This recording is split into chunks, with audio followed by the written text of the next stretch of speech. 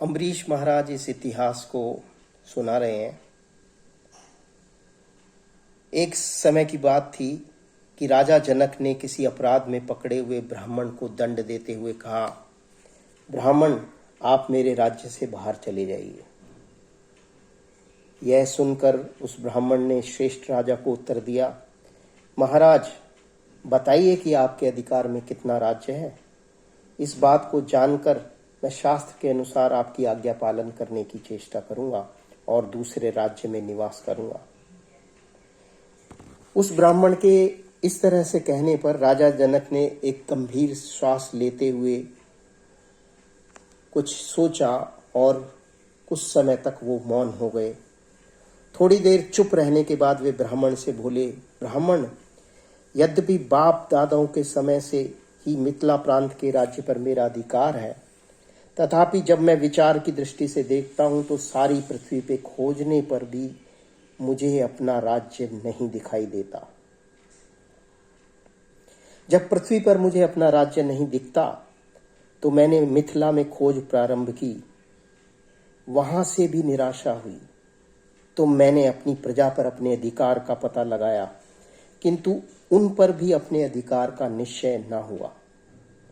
अंततः गोत्वा मैं इस निष्कर्ष पे पहुंचा हूं कि कहीं भी मेरा राज्य नहीं है अथवा सर्वत्र ही मेरा राज्य है।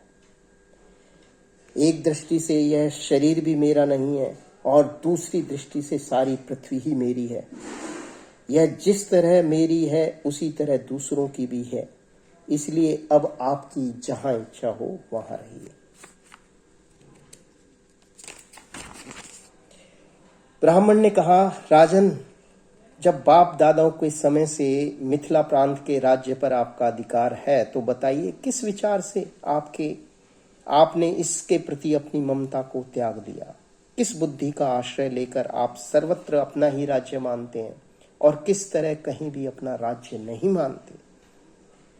जनक ने कहा, ब्राह्मण, इस संसार में कर्मों के अनुसार प्राप्त होने वाली सभी अवस्थाओं का एक ना एक दिन अंत हो ही जाता है। यह बात मुझे अच्छी तरह से पता है। वेद भी कहता है, यह किसकी वस्तु है, यह किसका धन है। इसलिए जब मैं अपनी बुद्धि से विचार करता हूं तो कोई भी वस्तु ऐसी नहीं जान पड़ती जिसे मैं अपना कह सकूं। इसी विचार से मैंने मिथिला के राज्य से अपना ममत्व हटा लिया है। अब जिस बुद्धि का आश्रय लेकर मैं सर्वत्र अपना ही राज्य समझता हूं उसको सुनो। मैं अपनी नासिका में पहुंची हुई सुगंध को भी अपने सुख के लिए ग्रहण नहीं करना चाहता।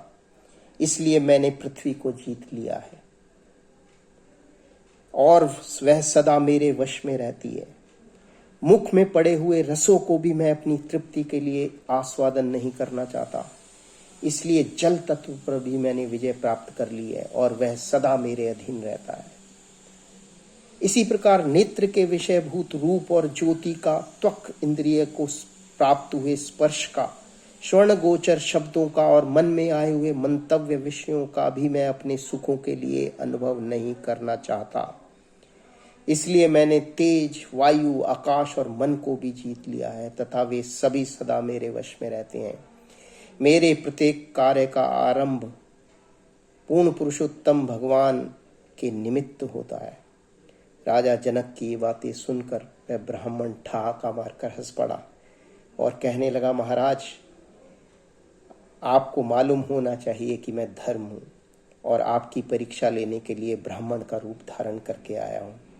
अब मुझे निश्चय हो गया कि संसार में सत्व गुण रूप नेमी से घिरे हुए हैं और कभी पीछे की ओर ना लौटने वाला ब्रह्म प्राप्ति रूप दुर्निवार चक्र का संचालन करने वाले एकमात्र आप ही हैं।